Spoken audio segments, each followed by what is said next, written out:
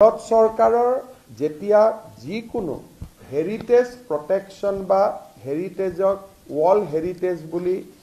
আখ্যা দিয়া বা দিবৰ কাৰণে চেষ্টা কৰা হয় তেতিয়া প্ৰথম হয় যে ষ্টেটে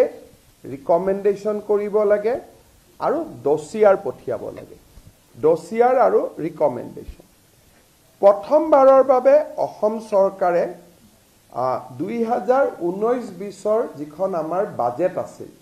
2019-20 বাজেটত আমি চৰাইদেউ মৈদামক ইউনেস্কো ৱৰ্ল্ড হেৰিটেজলৈকে ৰূপান্তৰ কৰিবৰ বাবে আমি অসম চৰকাৰৰ বাজেটত 25 কোটি টকাৰ আবণ্টন কৰোঁ কেশৱ মহন্ত ডাঙৰীয়া তেতিয়া মন্ত্ৰী আছিলে আৰ্কিঅলজি ডিপাৰ্টমেণ্টৰ তাৰ পিছত 2023 চনৰ 24 জানুৱাৰী 2023 24 জানুৱাৰীত অসম চৰকাৰ আৰু আৰ্কিঅলজিকেল সাৰ্ভে অফ ইণ্ডিয়াৰ কোলাবৰেশ্যন কৰি আমি ৱৰ্ল্ড হেৰিটেজ চেণ্টাৰক 24 জানুৱাৰী 2023ত আমি যিখন ডছিয়াৰ সেই ডছিয়াৰখন আমি প্ৰেৰণ কৰোঁ ভাৰত চৰকাৰে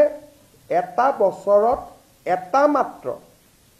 হেৰিটেজ ৰিকমেণ্ড কৰিব পাৰে প্ৰধানমন্ত্ৰী নৰেন্দ্ৰ মোদী ডাঙৰীয়াই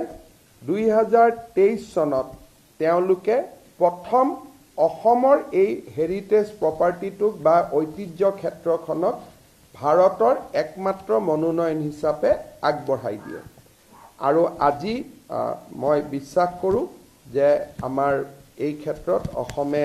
এটা সুন্দৰ খবৰ শুনিবলৈ পাব আৰু আমি এই সুন্দৰ দিনটোত অসমৰ জনসাধাৰণ প্ৰধানমন্ত্ৰী নৰেন্দ্ৰ মোদী ডাঙৰীয়া আৰু এই গোটেই প্ৰচেষ্টাৰ লগত জড়িত সকলোকে আমি ধন্যবাদ আৰু অভিনন্দন জনাম